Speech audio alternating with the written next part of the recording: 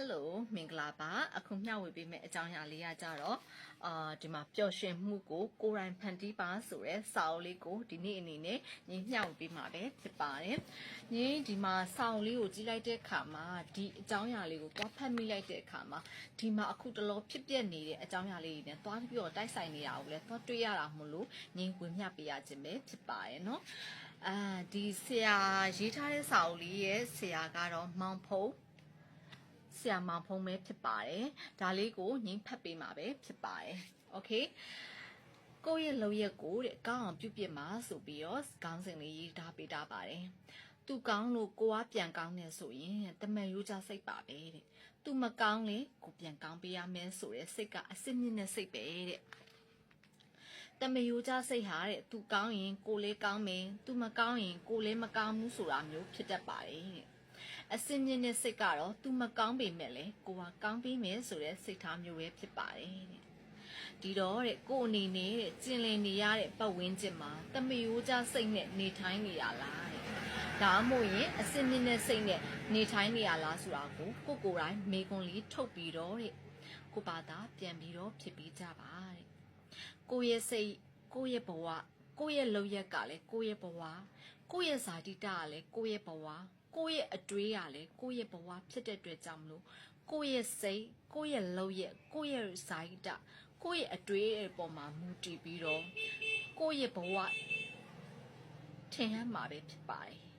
ဒါကြောင့်ကိုဘဝကောင်းစားစေခြင်းနဲ့ဆိုရင်ကိုယ့်ရဲ့စိတ်ကိုယ့်ရဲ့လုံရက်ကိုယ့်ရဲ့ဇာတိတကိုယ့်ရဲ့အတွေးတွေကိုကောင်းအောင်လုပ်ပါဆိုပြီးတော့လူရင်းတူရှင်လေးကိုဆရာကရေးသားပေးထားတာပဲဖြစ်ပါတယ်ဒီစာအုပ်လေးကိုအားပေးလို့အားပေးခြင်းနဲ့ဆိုရင်တော့ CYABOOKF Book Center Facebook page နဲ့ Messenger မှာဒီစာအုပ်လေးကို screenshot ရပြီးတော့လာအားပေးလို့ရပါတယ်အဓိကငင်းနောက်ပြီးထပ်ပြီးတော့ပြောကျင်တဲ့အကြောင်းအရာလေးကဒီမှာဆရာရေးသားထားတဲ့ပျော်ရွှင်မှုအစစ်မှန်ဆိုတာတဲ့ကိုမှသာရှိပါတယ်ဆိုတာလေးကိုလည်းထပ်ပြီးတော့ပြောပြချင်ပါတယ်ဒီဟာလေးရဆိုရင်ငိမ့်နားလေပြီးတော့အနှစ်ပြန်ပြီးတော့ချုပ်လိုက်ရမယ်ဆိုရင်တော့ကိုတိုင်းကို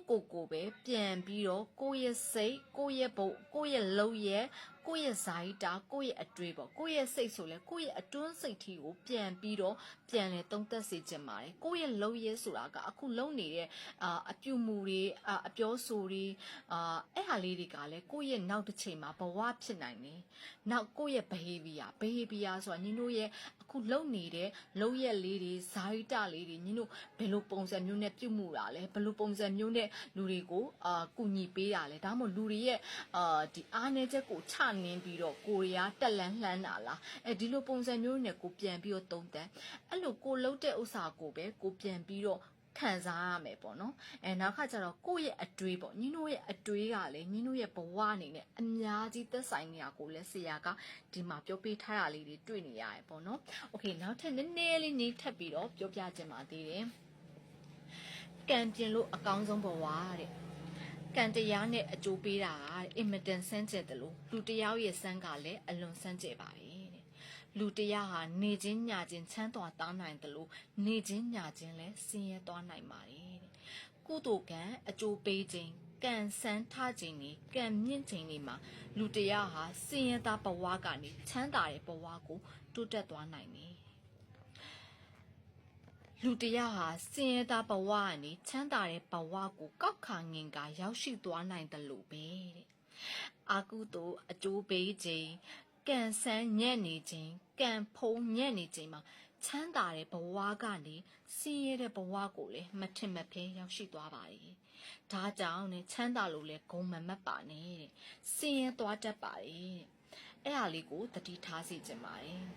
စင်ရလို့လဲအားမငယ်ပါနဲ့ချမ်းသာသွားနိုင်ပါတယ်အားတင်းပါဆိုပြီးတော့ဆရာကပြောပြပေးထားပါတယ်လူဘဝဆိုတာကံပြင်လို့အကောင်းဆုံးဘဝတွေပါတဲ့ချမ်းသာတဲ့သူကလည်းအမှုမဲ့အမှတ်မဲ့မနေရပါဘူးတဲ့ကံတွေကိုပိုပြီးကောင်းအောင်ထက်ခါပြုပြင်ရပါမယ်တဲ့စင်ရသားတွေကလည်းလက်ကိုလက်မိုင်ချပြီးတော့အရှုံးပေးနေစရာလည်းမလိုပါဘူးတဲ့ညီတို့ကံတွေမြင့်လာအောင်ညီတို့ကံတွေထလာအောင်ကံတွေကောင်းလာအောင်များဖြည့်တင်ပြီးတော့များစုဆောင်းထားဖို့ပဲလိုအပ်ပါတယ်တဲ့လူတရားဟာ ကန်ဒီမြင့်တဲ့ချိန်မှာဘာလို့အဆင်ပြေအောင်မြင်နေတတ်ပါတယ်ဒါပေမဲ့ညီတို့ကန်ရဲ့ဒီဟာတဖြည်းဖြည်းနဲ့ကျသွားတဲ့အချိန်မှာဆိုရင်တော့ဘာလို့ဘလို့ပဲလို့အလွဲလဲချော်ချော်တွေအဆင်မပြေမှုတွေဖြစ်တတ်ပါတယ်ဒါကြောင့်ကန်ဒီနှိမ့်ကြမသွားအောင်တတိထားစေချင်ပါတယ်ကန်ဒီမြင့်အောင်လဲကန်တွေကိုအမြဲပြုပြင်ပါနင်းခုနကဖတ်ထားတဲ့စာအုပ်လေးနဲ့စာမျက်နှာလေးနဲ့ဒီဟာလေးနဲ့ကိုညင်းချိတ်ဆက်ပေးခြင်းပါတယ်ညင်းနားလေသွားတဲ့အပြုမူလေးကတော့ကိုယ့်ရဲ့ကိုနှုတ်စိတ်အဲ့အပြုမူလေးကကိုယ့်ရဲ့ဘဝဆိုရင်ခုနပြောသလိုပဲကိုအခုလက်ရှိနေတဲ့ဥစ္စာကိုဂုံနေမက်မယ်ဂုံနေမောက်မယ်တခြားသူတွေကိုနှိမ်ချဆက်ဆံလိုက်မယ်ဆိုရင်ကိုယ့်ရဲ့ကံကလည်းတစ်ချိန်ချိန်မှာကိုပြန်နှိမ့်တတ်တယ်ပေါ့နော်ကိုလန်းချောင်းကိုသွားမယ်သွားနေရင်တခြားလူတွေကိုလည်းကိုလက်လန်းမိသလားကူညီပေးပြီးတော့ရှေ့ဆက်ကောင်းတဲ့စိတ်လေးနဲ့ကိုနှုတ်စိတ်ပေါ့နော်ကိုနှုတ်စိတ်လေးကိုတတိထားပြီးတော့ကောင်းတဲ့အပြုမှုလေးဒါညီတို့ပြုပြင်လိုက်မယ်ဆိုရင်ညီတို့ရဲ့ကံနေရလဲပြန်ပြီးတော့ကောင်းလာနိုင်တယ်နောက်တစ်ခုညီတို့အတိတ်ကံဆိုတာလည်းရှိရပေါ့နော်အဲ့အတိတ်ကံကဘလို့ဖြစ်ခဲ့လဲဆိုညီတို့မသိနိုင်ဘူးသို့တော်ညီတို့လက်ရှိပြစ္ဆုတ်ပံမှာကောင်းအောင်လို့တော့ကိုယ်တိုင်း create လုပ်ရတယ်ဆိုတာလေးကိုလည်းညီထပ်ပြီးတော့မြင်သွားတယ်ပေါ့နော်ဒါကညီစာအုပ်ဆရာရေးထားတဲ့စာအုပ်နှစ်ခုနဲ့နောက်ညီကိုသင်ပေးတဲ့ဆရာကြီးဆရာမတွေအကြမ်းမော်ပေါ့နော်သင်ဆရာမြင်ဆရာကြားဆရာတွေရဲ့ဒီသင်ကြားမှုတွေညီဆက်စတာတွေလေ့လာထားတဲ့အကြောင်းအရာတွေအားလုံးပေါင်းဆက်ပြီးတော့ဒီအခုနှစ်ခုစာမျက်နှာနှစ်ခုကိုဖတ်ပြပြီးသွားပြီးတော့ညီပြန်ပြီးတော့ချိတ်ဆက်ပေးလိုက်တာပဲဖြစ်ပါတယ်ဒီထက်သူတွေလည်းအတိုင်းအတာတစ်ခုထိပို့ပြီးတော့မြင်သွားမယ်လို့ညီမြင်ပါတယ်အခုလိုပုံစံမျိုးပဲညီတို့ဒီကိုကြိုက်တဲ့ပေါ့နော်စာအုပ်လေးဥမာငင်းဆိုရင်တော့ဒီစာအုပ်လေးကိုခေါင်းစဉ်လေးကိုစပြီးတော့တတိထားလိုက်တယ်โอเคဒီထက်သူတွေလည်းပျော်ရွှင်မှုတွေကိုယ်တိုင်ဖန်တီးယူလို့ရအောင်ဆိုပြီးတော့ငင်းပြောပြခြင်းစိတ်တွေဖြစ်လာတယ်ပြောပြခြင်းစိတ်ဖြစ်လို့လည်းငင်းဒီဗီဒီယိုလေးကိုလှုပ်ပေးလိုက်ရခြင်းပဲဖြစ်ပါတယ်ဒီဗီဒီယိုလေးလှုပ်ပေးလိုက်တဲ့အခါမှာအတိုင်းတာတစ်ခုတည်းဖတ်မိတော့နားထောင်မိသွားပြီပေါ့ဖတ်မိတာဆိုတဲ့နားထောင်မိသွားတယ်ဆိုရင်တစုံတရာပြောင်းလဲသွားတယ်ဆိုရင်ကိုပဲငင်းရဲ့အချိန်ပေးရကြနှက်ပါတယ်ဆိုတာလေးကိုပြောကြရင်ပျော်ရွှင်မှုအစစ်မှန်တွေကိုကိုယ်တိုင်းဖန်တီးယူတဲ့သူဖြစ်ပါစေဆိုပြီးတော့လေဒီကနေပြောပြပြရစီ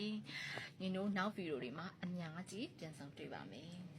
ဘိုင်ဘိုင်